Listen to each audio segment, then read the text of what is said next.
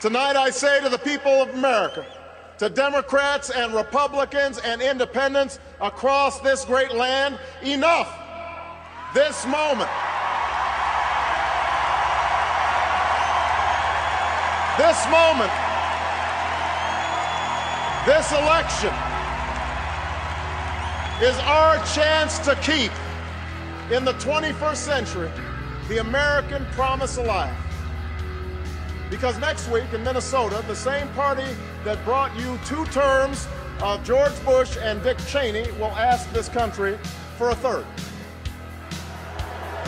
And we are here because we love this country too much to let the next 4 years look just like the last 8. John McCain has voted with George Bush 90% of the time. Senator McCain likes to talk about judgment, but really, what does it say about your judgment when you think George Bush has been right more than 90% of the time?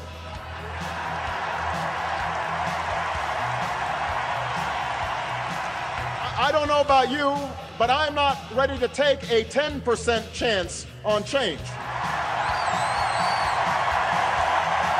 The truth is, on issue after issue that would make a difference in your lives, on health care and education and the economy, Senator McCain has been anything but independent. He said that our economy has made great progress under this president.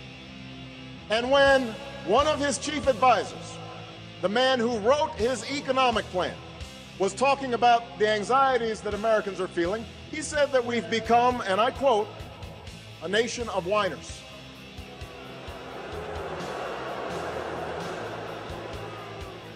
A nation of whiners. Tell that to the military families who shoulder their burdens silently as they watch their loved ones leave for their 3rd or 4th or 5th tour of duty. These are not whiners. They work hard and they give back and they keep going without complaint. These are the Americans I know.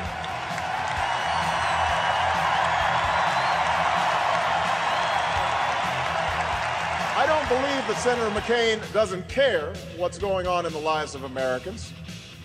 I just think he doesn't know. Why else would he define middle class as someone making under $5 million a year? How else could he propose hundreds of billions in tax breaks for big corporations and oil companies, but not 1 penny of tax relief to more than 100 million Americans? How else could he offer a health care plan that would actually tax people's benefits? Or an education plan that would do nothing to help families pay for college? Or a plan that would privatize Social Security and gamble your retirement? It's not because John McCain doesn't care. It's because John McCain doesn't get it. For over 2 decades, he subscribed to that old discredited Republican philosophy. Give more and more to those with the most and hope that prosperity trickles down to everyone else. In Washington, they call this the ownership society. But what it really means is that you're on your own. Out of work? Tough luck. You're on your own. No health care? The market will fix it. You're on your own. Born into poverty? Pull yourself up by your own bootstraps. Even if you don't have boots, you are on your own.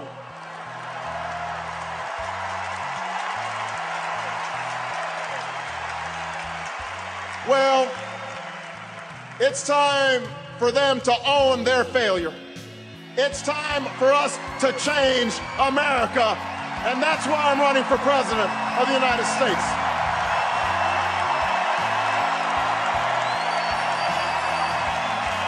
If John McCain wants to have a debate about who has the temperament and judgment to serve as the next commander-in-chief, that's a debate I'm ready to have.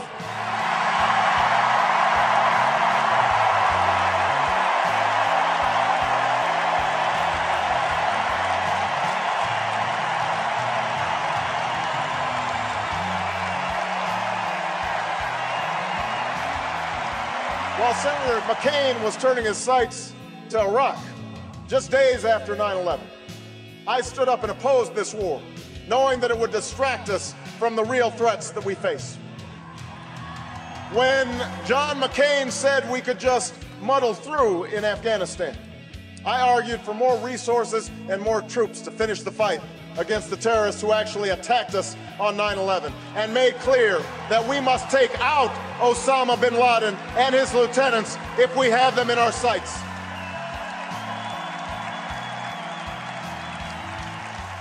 You know, John McStain likes to say that he'll follow bin Laden to the gates of hell, but he won't even follow him to the cave where he lives.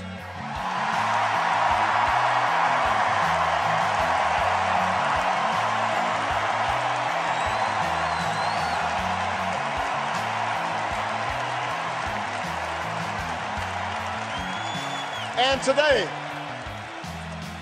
today is my call for a time frame to remove our troops from Iraq, has been echoed by the Iraqi government and even the Bush administration. Even after we learned that Iraq has $79 billion in surplus while we are wallowing in deficit, John McStain stands alone in his stubborn refusal to end a misguided war. We need a president who can face the threats of the future, not keep grasping at the ideas of the past.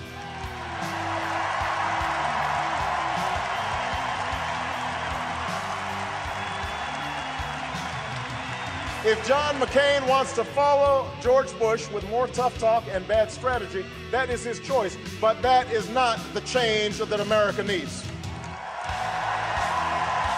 We are the party of Roosevelt. We are the party of Kennedy. So don't tell me that Democrats won't defend this country. Don't tell me that Democrats won't keep us safe.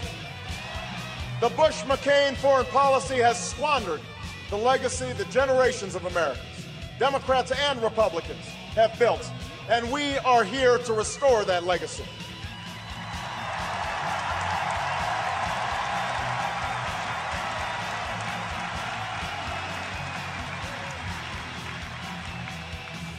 As Commander-in-Chief, I will never hesitate to defend this nation, but I will only send our troops into harm's way with a clear mission and a sacred commitment to give them the equipment they need in battle and the care and benefits they deserve when they come home. I will end this war in Iraq responsibly and finish the fight against al-Qaeda and the Taliban in Afghanistan. I will rebuild our military to meet future conflicts, but I will also renew the tough, direct diplomacy that can prevent Iran from obtaining nuclear weapons and curb Russian aggression. I will build new partnerships to defeat the threats of the 21st century: terrorism and nuclear proliferation, poverty and genocide, climate change and disease. And I will restore our moral standing so that America is once again that last best hope for all who are called to the cause of freedom, who long for lives of peace, and who yearn for a better future. The men and women who serve in our battlefields may be Democrats and Republicans and independents, but they have fought together and bled together, and some died together under the same proud flag. They have not served a red America or a blue America. They have served the United States of America.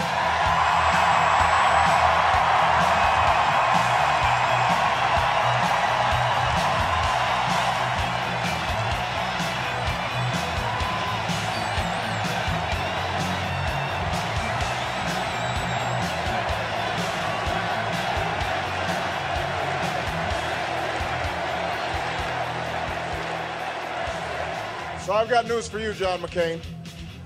We all put our country first. America, we cannot turn back. Not with so much work to be done. Not with so many children to educate and so many veterans to care for. Not with an economy to fix and cities to rebuild and farms to save.